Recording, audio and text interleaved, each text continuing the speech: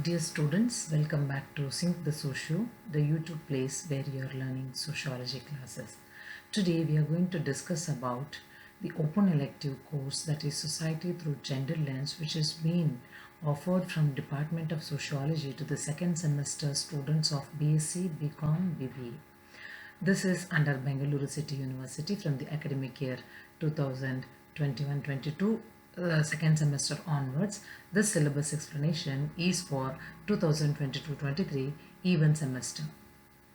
ಲಿಂಗತ್ವ ಮಸೂರದ ಮೂಲಕ ಸಮಾಜ ಈ ಒಂದು ಮುಕ್ತ ಆಯ್ಕೆ ಪತ್ರಿಕೆ ಎರಡನೇ ಸೆಮಿಸ್ಟರ್ BSc, BCom, BBA ವಿದ್ಯಾರ್ಥಿಗಳಿಗಾಗಿ ಇರುವಂಥದ್ದು ಬೆಂಗಳೂರು ನಗರ ವಿಶ್ವವಿದ್ಯಾಲಯದ ವಿದ್ಯಾರ್ಥಿಗಳಿಗಾಗಿ. I am Deepa SV, who is working as assistant professor in the Department of Sociology at Government First Grade College, Yelahanka, Bengaluru. For any of your clarifications, you can mail me at sociosynopsis77@gmail.com. The structure of the course falls like this. We have 3 units where you are going to learn about the entire course in 39 hours. First of all, you are going to try to understand the social construction of gender in Unit 1, and then in the second chapter, you are going to try to learn how that gender representation is there in the society and how the violence is happening against the gender. And in the third chapter, the gender violence, what is happening, how to address gender justice for those violences. That we are going to talk about in this entire course for 39 hours. ಈ ಒಂದು ಮುಕ್ತ ಆಯ್ಕೆ ಪತ್ರಿಕೆಯಲ್ಲಿ ಮೊಟ್ಟ ಮೊದಲನೆಯ ಯೂನಿಟ್ನಲ್ಲಿ ನಾವು ಲಿಂಗ, ಸಾಮಾಜಿಕ ಲಿಂಗ, ಇದರ ಒಂದು ನಿರ್ಮಾಣ, ಸಾಮಾಜಿಕ ನಿರ್ಮಾಣ ಹೇಗೆ ಆಗುತ್ತೆ ಅನ್ನುವಂಥದ್ದನ್ನು ನಾವು ಅಧ್ಯಯನ ಮಾಡುವಂಥದ್ದು. ಅದರಲ್ಲಿ ವಿಭಿನ್ನ ಪರಿಕಲ್ಪನೆಗಳನ್ನು ಅರ್ಥ ಮಾಡ್ಕೊಳ್ಳೋದಕ್ಕೆ ಪ್ರಯತ್ನ ಮಾಡುವುದು. ಅದೇ ರೀತಿಯಾಗಿ ಎರಡನೇ ಯೂನಿಟ್ನಲ್ಲಿ ನಾವು ಈ ಸಾಮಾಜಿಕ ಲಿಂಗದ ಪ್ರಾತಿನಿಧ್ಯ ಹೇಗಿದೆ ಸಮಾಜದಲ್ಲಿ ಅನ್ನೋದನ್ನು ಅರ್ಥ ಮಾಡ್ಕೊಳ್ತಾ ಇವರ ಮೇಲೆ ಉಂಟಾಗ್ತಾ ಇರುವಂತಹ ಹಿಂಸಾತ್ಮಕ ಚಟುವಟಿಕೆಗಳು ಹೇಗೆ ಏನು ಅನ್ನುವಂಥದ್ದನ್ನು ಅಧ್ಯಯನ ಮಾಡುವಂಥದ್ದು.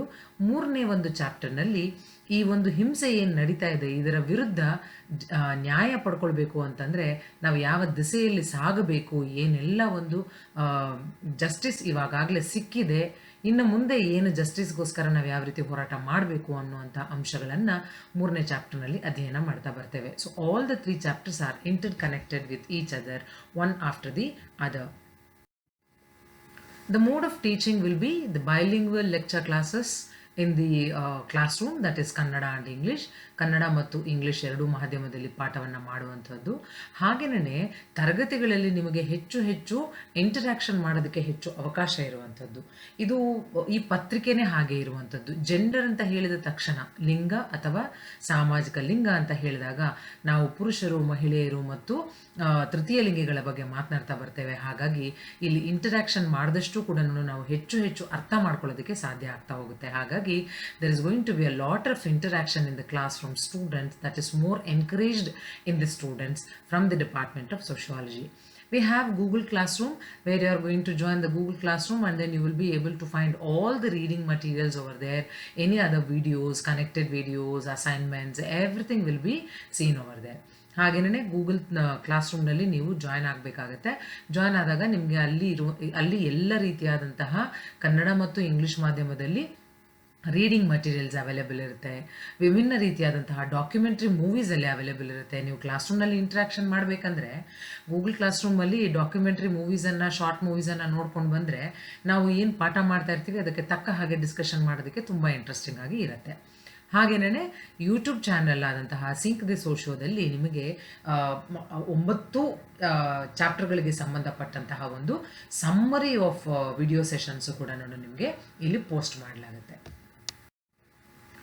Dear students, the assessment pattern is going to be in 2 different ways. One is internal assessment, another one is the university assessment. ಆಂತರಿಕ ಮೌಲ್ಯಮಾಪನ ಅಂತ ಹೇಳಿದಾಗ ನಾವಲ್ಲಿ ನೋಡುವಂಥದ್ದು ಅಂಕಗಳ ಮೂಲಕ 40 ಅಂಕಗಳನ್ನು ನಿಮಗೆ ನೀಡುವಂಥದ್ದು. ಇಲ್ಲಿ ಅನೇಕ ರೀತಿಯ ಚಟುವಟಿಕೆಗಳನ್ನು ನಾವು ಪ್ರಿಸ್ಕ್ರೈಬ್ ಮಾಡ್ಕೊಳ್ಬೋದು ಅಥವಾ ಡಿಸ್ಕ್ರೈಬ್ ಮಾಡ್ಕೊಳ್ಬೋದು. ಅಲ್ಲಿ ಸ್ಕಿಟ್ ಪರ್ಫಾರ್ಮೆನ್ಸ್ ಆಗಿರ್ಬೋದು, chart presentation, seminar, panel discussion ಮಾಡ್ಬೋದು, poster making, it could be online or offline poster making, and exploring exploring documentary movies so that we can try to understand the concept that we are going to study in the paper, in the course, and then short movie watching, and then criticism or interaction on that, discussion about that short movie. Like this, many kind of things we can have it in the class. And then university assessment ಅಂತ ಹೇಳಿದಾಗ ನಾವು ಅಲ್ಲಿ ನೋಡುವಂಥದ್ದು, you will be writing for 60 marks examination, where you are going to have 2 marks, 5 marks and 10 marks question paper pattern. 2 marks questions will have no internal choice, and then 5 and 10 marks will have an internal choice. After the regular classes, you will be getting to know about the discussion about the question papers as well. ಇನ್ನು ನಾವು ಡೈರೆಕ್ಟಾಗಿ ತುಂಬ ಸಂಕ್ಷಿಪ್ತವಾಗಿ ಪ್ರತಿಯೊಂದು ಚಾಪ್ಟರ್ನಲ್ಲಿ ನಾವೇನು ಓದ್ತೀವಿ ಅನ್ನೋದನ್ನು ಅರ್ಥ ಮಾಡ್ಕೊಳ್ಳೋದಕ್ಕೆ ಪ್ರಯತ್ನ ಮಾಡ್ತಾ ಬರೋಣ. Unit 1 talks about the social construction of gender. ಲಿಂಗತ್ವದ ಸಾಮಾಜಿಕ ನಿರ್ಮಾಣದ ಬಗ್ಗೆ ಈ ಮೊದಲನೇ ಘಟಕ ನಮಗೆ ಹೇಳ್ತಾ ಹೋಗುತ್ತೆ. ಅದರಲ್ಲಿ ಮೊದಲನೇ ಚಾಪ್ಟರ್ ಇರುವಂಥದ್ದು ಲಿಂಗ ಸಂಬಂಧಿತವಾದಂತಹ ಪರಿಕಲ್ಪನೆಗಳನ್ನು ಅರ್ಥ ಮಾಡ್ಕೊಳ್ಳುವಂಥದ್ದು. In the first chapter we have to try to understand some important concepts in gender studies. Something like sex and gender. What do you mean by sex and what do you mean by gender? There is a difference. What is the difference? You can see the, side by side only the pictures also, they are reflecting one person belonging to one sex belong to another gender. What is that? That clarification we will try to understand in the class. And then the concept of patriarchy, the gender role, gender discrimination, gender-based division of labor. All these concepts we need to understand in order to get to know how gender is socially constructed. ಲಿಂಗ ಅನ್ನುವಂಥದ್ದು ಸಾಮಾಜಿಕವಾಗಿ ಹೇಗೆ ನಿರ್ಮಾಣವಾಗಿದೆ ಅನ್ನೋದನ್ನು ನಾವು ಅರ್ಥ ಮಾಡ್ಕೊಳ್ಬೇಕು. ಅಂದರೆ ಲಿಂಗ ಮತ್ತು ಸಾಮಾಜಿಕ ಲಿಂಗ ಇವೆರಡರ ನಡುವಿನ ವ್ಯತ್ಯಾಸ ಏನು, ಅರ್ಥ ಏನು ಅನ್ನೋದನ್ನು ಅರ್ಥ ಮಾಡ್ಕೊಳ್ಬೇಕು. ಪಿತೃಪ್ರಧಾನತೆ ಯಾವ ರೀತಿ ವ್ಯವಸ್ಥೆ ಅಸ್ತಿತ್ವದಲ್ಲಿದೆ, ಇದರ ಮೂಲಕ ಸಾಮಾಜಿಕ ಲಿಂಗದ ನಿರ್ಮಾಣ ಹೇಗಾಗುತ್ತೆ ಅನ್ನೋದನ್ನು ಅರ್ಥ ಮಾಡ್ಕೊಳ್ಳುವಂಥದ್ದು. ಲಿಂಗ ಸಂಬಂಧಗಳು ಇಲ್ಲಿ ಹೇಗಿರುತ್ತೆ, ಲಿಂಗ ಸಂಬಂಧಗಳು ಅನ್ನೋದಕ್ಕಿಂತ ಲಿಂಗ ಪಾತ್ರಗಳು ಹೇಗಿರುತ್ತೆ ಅನ್ನೋದನ್ನು ನಾವಿಲ್ಲಿ ಅರ್ಥ ಮಾಡ್ಕೊಳ್ತಾ ಬರಬೇಕಾಗತ್ತೆ.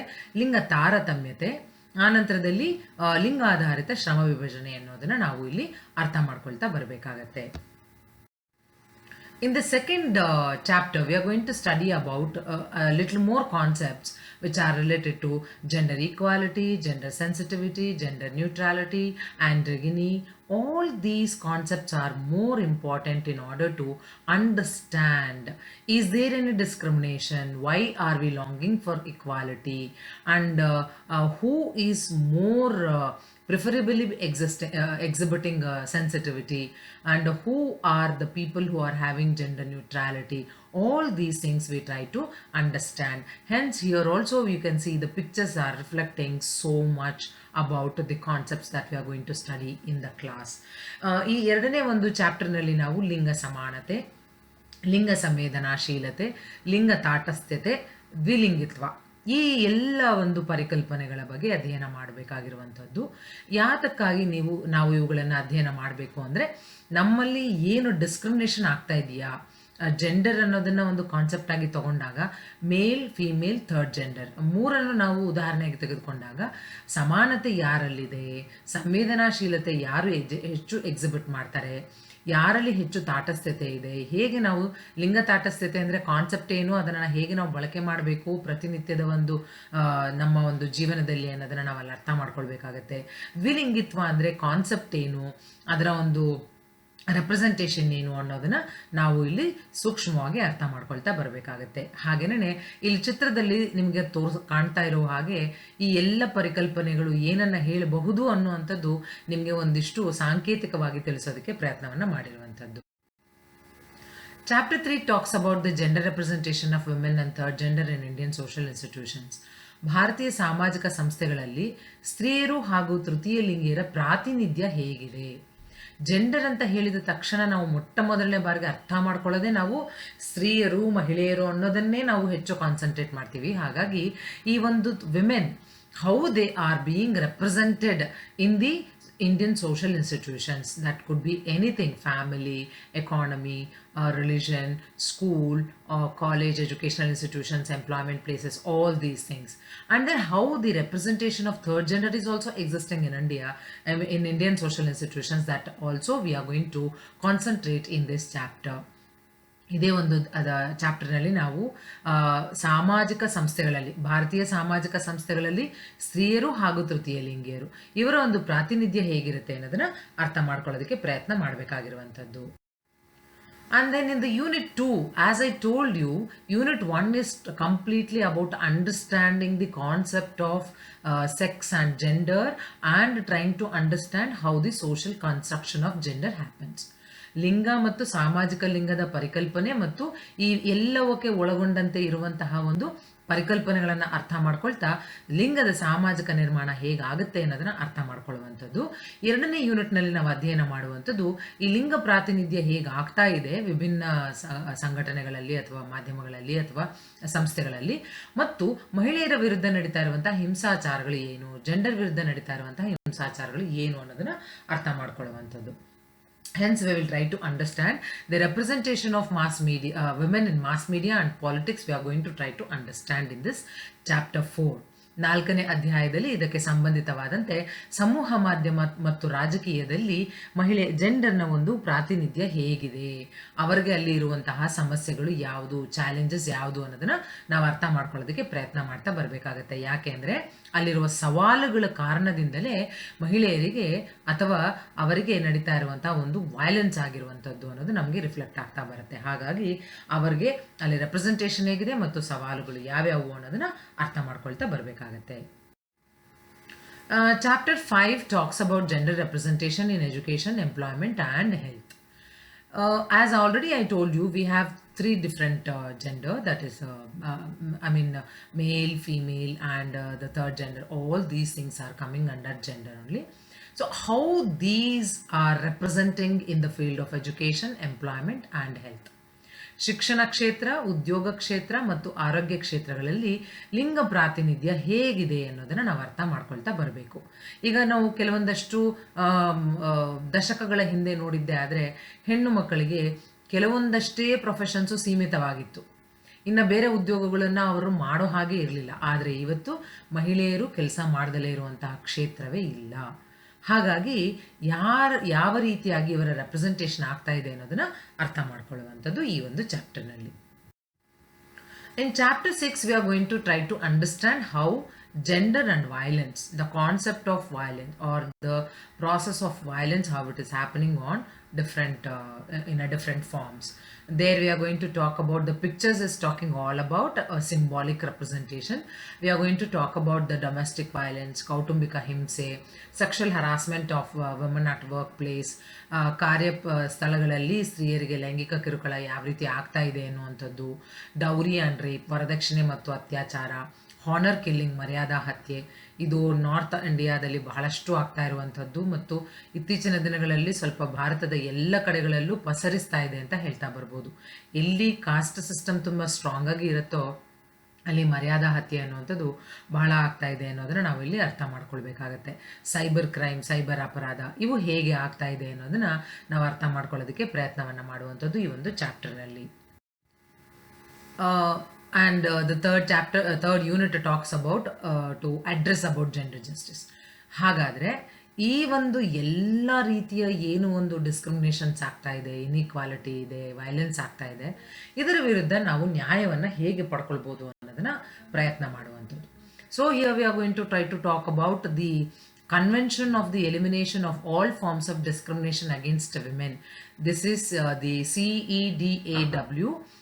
In this we are going to try to understand how this is happening, how this the convention has given an opportunity for women to enjoy justice or to attain justice and to discriminate all forms of violence against them.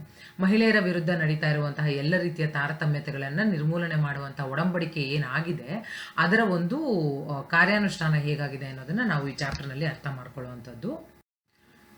Chapter 8 talks about women empowerment, where we are going to talk about the 73rd and 74th constitutional amendment, wherein we are going to talk about the the decentralization of power and authority, and then through that how we are trying to attain the women empowerment.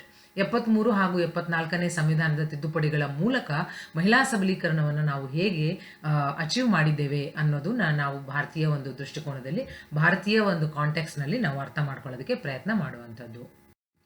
Chapter 9 talks about the right to self-determination of gender. See, once I am born I am born as a particular sex, I have the freedom to determine to which gender I should belong to.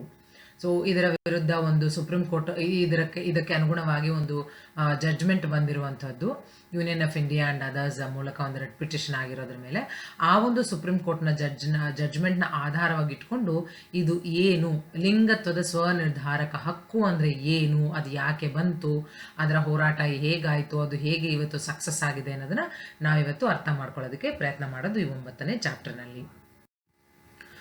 The references and the sources that I have taken for this presentation is from Google Images, the book written by Professor C.N. Shankar Rao, Society Through Gender Lens, Wikipedia, Wikaspedia, Genderpedia.net, Supreme Court Judgments, and then Collins Dictionary of Sociology, also the Blackwell Dictionary of Sociology.